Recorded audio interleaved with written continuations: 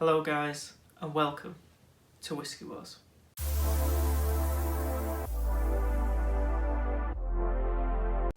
Hi guys, I hope you're all doing well today. And I have two whiskies here that were my two most anticipated whiskies to get for the start of this year. Laphroaig Triple Wood and Laphroaig Lore. Now I've heard big things about Laphroaig Lore, so being a Laphroaig fan, I couldn't wait to get my hands on a bottle. The Triple Wood is bottled at 48%, and so is the Lore. So same proof. The Triple Wood is has been aged in quarter casks, ex-bourbon and Oloroso sherry barrels. The Lore has as well, although far more has gone into it. So just the three with Triple Wood. The Lore has some 21-year bourbon Laphroaig. It has a 10-year Oloroso sherry. The 15-year is to add body and oils. The 11-year European, it adds a lot of floral elements to it. There's an 8-year bourbon to add quite a lot of peat into the mix. And the 21-year-old bourbon adds a tropical element to it. So let's see if I can get all those. Maybe just sultanas for that sherry influence. But there's apples in there. But quite a strong leather note as well. Bit of varnish maybe. It's quite grassy. Bit of TCP for that medicinal note. Very dry, very peaty. Maybe a touch of fudge. Very dark chocolate, maybe even 100% cacao in there. Your vanilla, which is classic. I've got vanilla in every Laphroaig I've ever tried. But it's very rich, but very dry. Very oaky. I can smell the quarter casks in there. And some banana, and the tropical fruit might be a papaya in there. Certainly not pineapple, maybe a mango. But it's definitely not a very sweet Laphroaig. I'm expecting the Triple Wood to be far sweeter. And it is. Molasses, oils.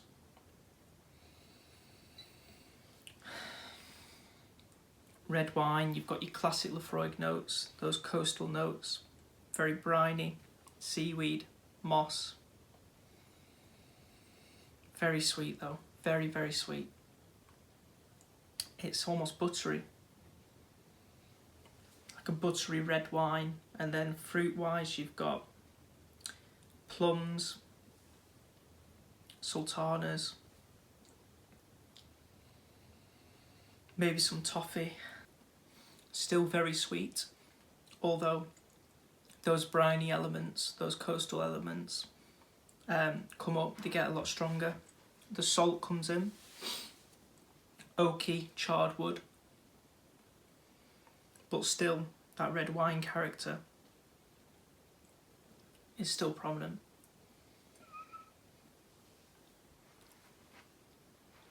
Almost Christmas cake like. Those raisins, and touch of nutmeg.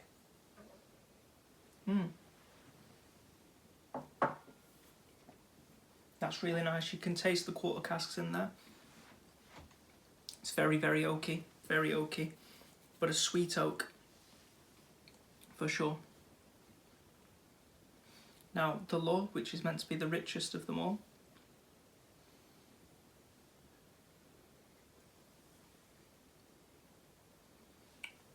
far peatier. Bit of a kick to it, like a hot chili. Very oaky.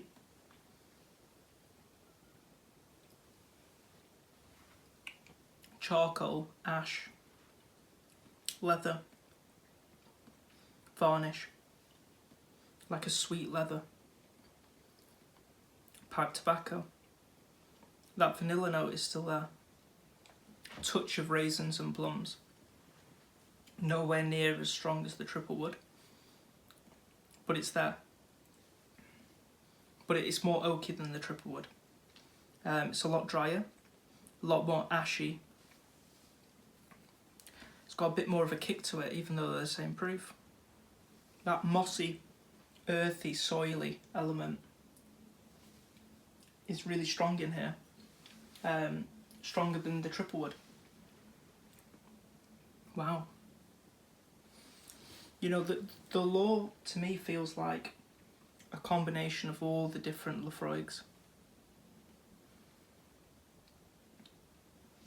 Wow, it's really nice. I can totally see why it's so highly rated. To me, this is a fantastic whiskey. Fantastic. The aftertaste on the Lore, you get that sweetness up front, and then you get hit with the oak, and it becomes dry, and then it turns into a tobacco, ash, chili, kick, spice to end. It's and then really peaty. It's a journey. It's a journey. The aftertaste is still going.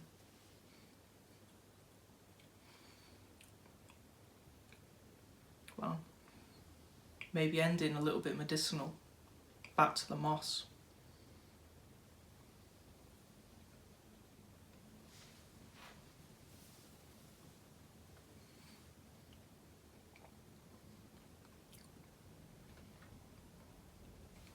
Triple wood is far sweeter. There's still strong oak presence though.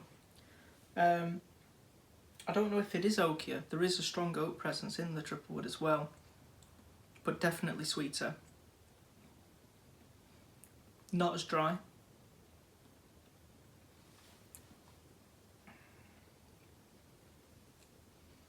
And perhaps a little oilier on the triple wood. The finish is, again, very, very long, but I think the finish is shorter on the triple wood, but the oils cling still. With the Lore, it keeps evolving, keeps changing. You're constantly reminded that it's still going on.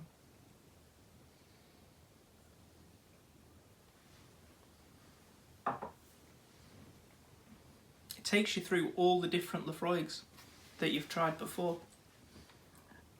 You can taste some 10-year. Those damp moss, salty, coastal notes. You get some of the sherry notes from the triple wood. The raisins and the plums. You get the quarter casks in there. Very, very oaky. And then you get maybe some 16-year reminiscent flavours. Perhaps older. I've not tried older than the 16, so but there's a bit of tropical fruit in there as well. It's really nice, and then it just finishes really, really peaty. Wow. I'll talk about price quickly.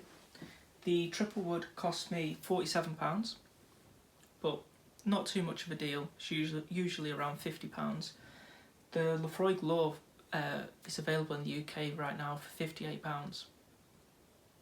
So £10 more than the triple wood. That is it. Now I've seen in America, in other countries, it's far more expensive. Far more. $130 I've seen. So I'm not going to compare it to those prices. I'm going to compare it to my price. And it's a no-brainer. The Laphroaig Lore is, I think it's the best whiskey I've ever tried. It's certainly my favourite whiskey.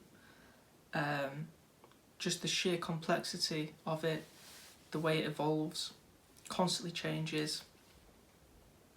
You're picking out new notes all the time, and for £58, I don't know another whiskey that's on its level for that price. Now, if it was $130 in America, then I think that's roughly around £80. I still think it's a good deal. So I recommend everyone to go out and get the Laphroaig Lore. That being said, the triple wood is no slouch. It's really, really nice. Definitely a higher echelon whiskey, and it might not be to everyone's taste because it's a sweet Laphroaig, which people who like Laphroaig might not like that. So that's something to bear in mind. But get the Lore all day. Today's winner, Laphroaig Lore.